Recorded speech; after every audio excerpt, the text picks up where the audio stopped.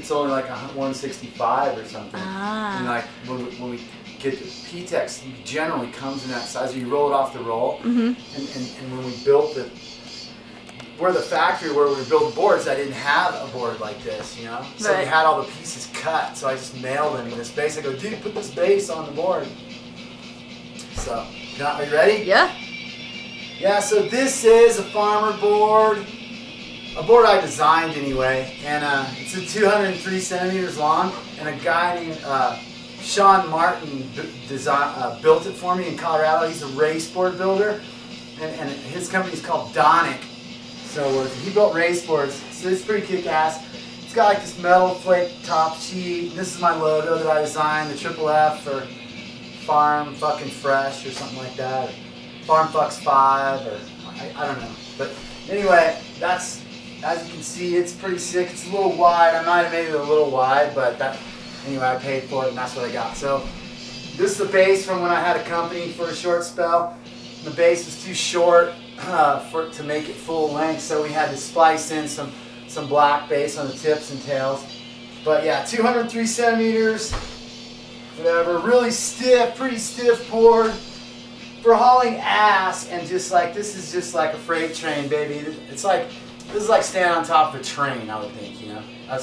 You don't really turn it, you just kind of, you look to the bottom of the hill and that's where you're going, try to miss trees and stuff, and hard objects.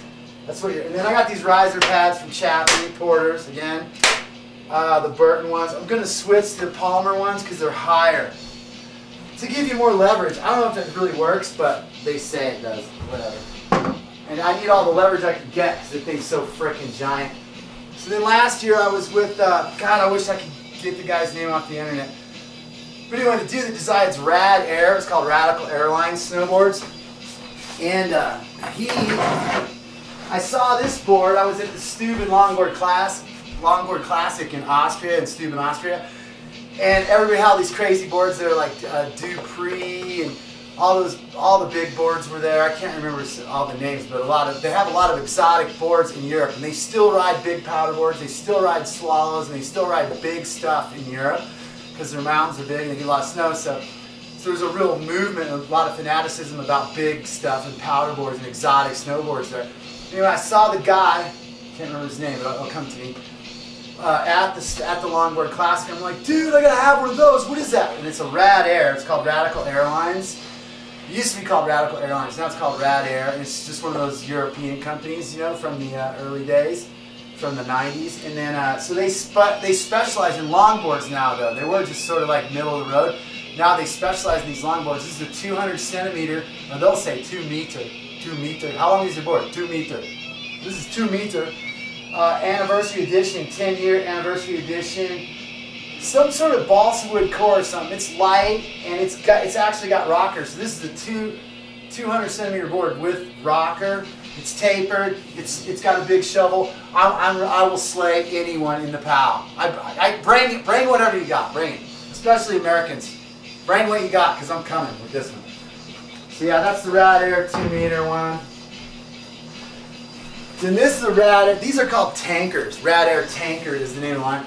This is another Rad Air. This is just a little 172, you know. Again, it's got rocker. Really plain graphic. They're lightweight and they work. I wrote this in the Moguls. I haven't gotten the POW yet with these, but these are going to be slayers. These are going to reign in the POW for sure. You know, for sure the Banana's going to reign in the POW. My big board can go in the POW, and as well as it can have a hard pack too, because it's got a little bit of camber and it will rail on hard pack and not flap. These things are cool. I'm excited about them. You know, I like different stuff, man.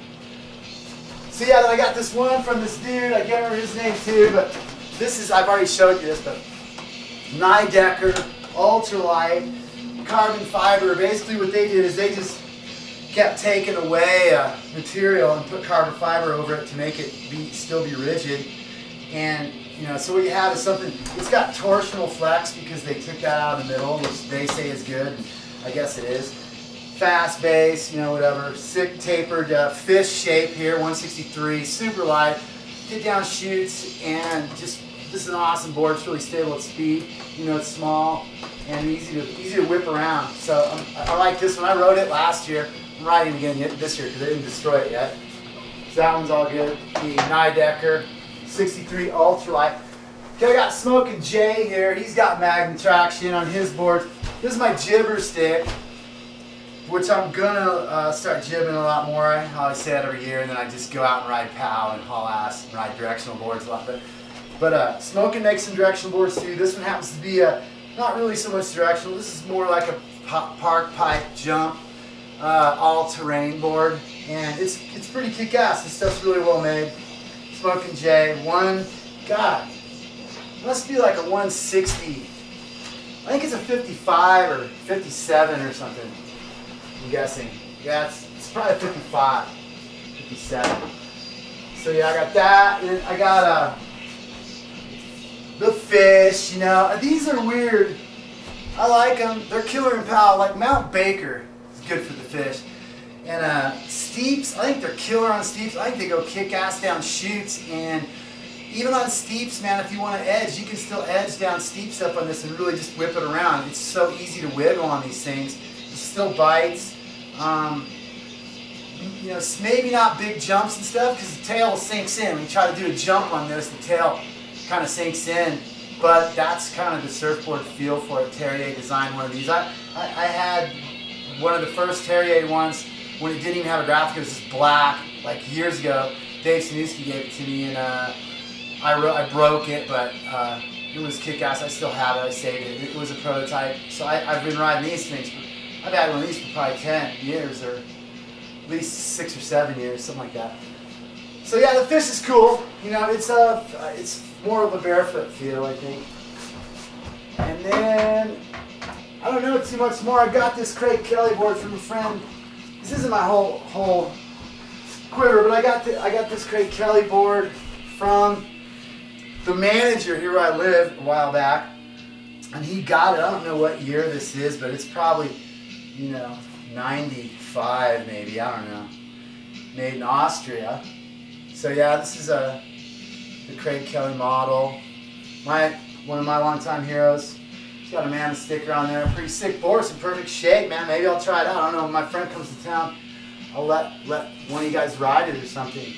And that's about it. I got this lib tech here too that Temple Cummins sent me, which, you know, I don't know if they're doing an experiment or what, but this is called the Skunk Ape, and it's a 180 wide. And so I guess if one of my friends who has a size 13 or 14 comes to town, I'll let him ride this baby. This is maybe a little bit too much even for me, but I'm going to try it. I'm going to do kiteboarding on the snow this winter too, and the Herd wide boards are good.